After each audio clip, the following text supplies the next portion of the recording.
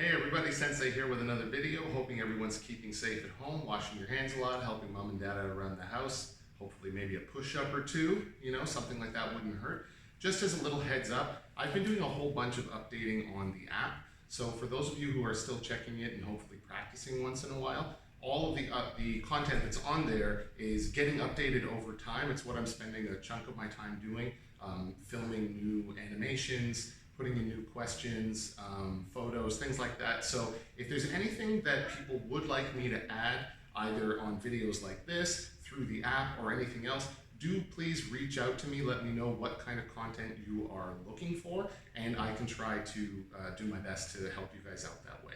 So the topic for today, and hopefully you guys see this belt just hanging here, the topic for today is going to be distance and the way that we use our body with any technique you like, really, to play around with distance. Now, because the body's got so many moving parts, there's a lot of things that can make the distance change to your favor if you are dealing with another person. Even just basic things like, if you're not right now really, but if you were walking through a crowded city street, maybe inside a mall, something like that, there's a lot of people, and there's a lot of different ways you can get out of their way without having to jump out of their way and things like that. There's a bit more subtlety involved. For right now, I'm gonna just talk about a basic punch when we're doing something like this. So the three principal distances that we move at are ma, which is correct distance. You are at the length you want to be for the thing to work. Toma, you're too far away. And chikama, you're too close to do it effectively. Now, in this case, I'd like us to think about ma as being perfect distance. So for something like a punch, if you wanted to hit something and you wanted to hit it hard, ma is the distance where you can deliver 100% of your punching power and have no drawbacks. There's no downside to it. So from where I'm standing, if I wanted to hit this with my right hand, this is right about at the end of my punch. So for demonstration purposes, this is maybe where I would stand if I just wanted to touch the surface. I might need to be a little bit closer if I wanted to punch and continue through, so that you can put a bit of power if you were hitting a bag or something like that. And obviously if I'm too far away, I'm gonna miss altogether. Now, depending on your application, there's reasons why a little further one way or a little further another way might make more sense.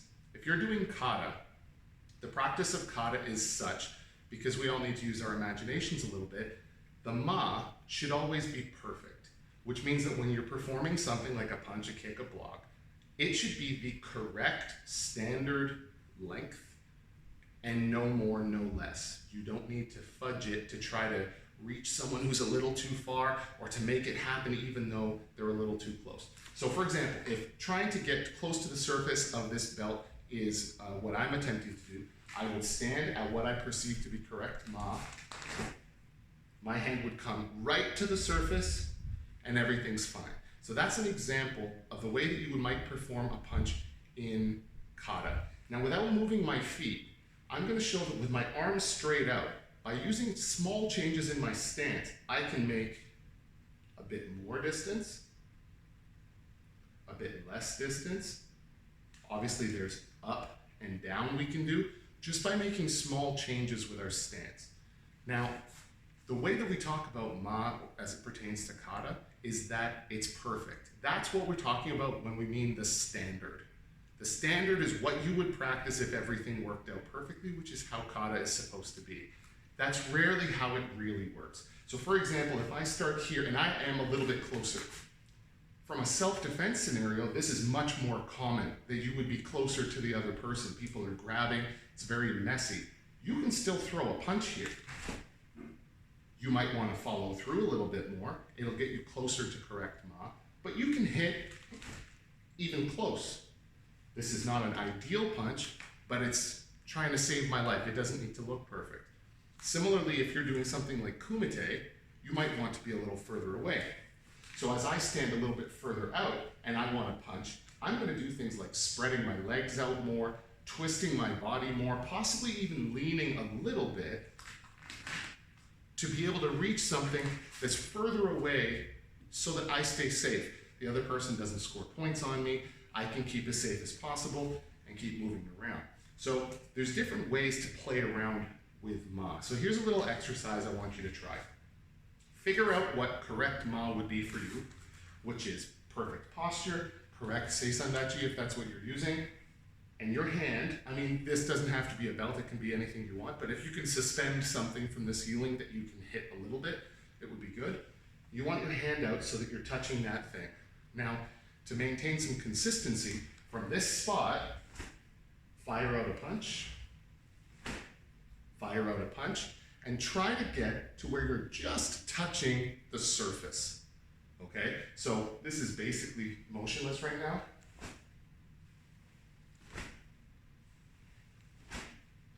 Now I can feel that if I was to extend, I would be able to go through, and so I'm trying to hold myself back. Now from here, you have two places you can go, further away from the target and closer to. Let's start with further away. I move back just an inch.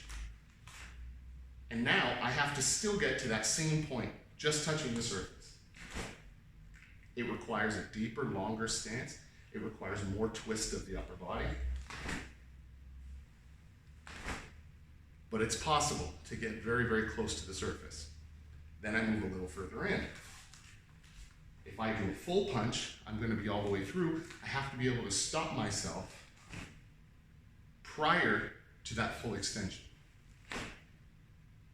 If you can get that sort of control with all of the techniques that you do, you can go at 100% and your partners never have to worry about you getting hurt.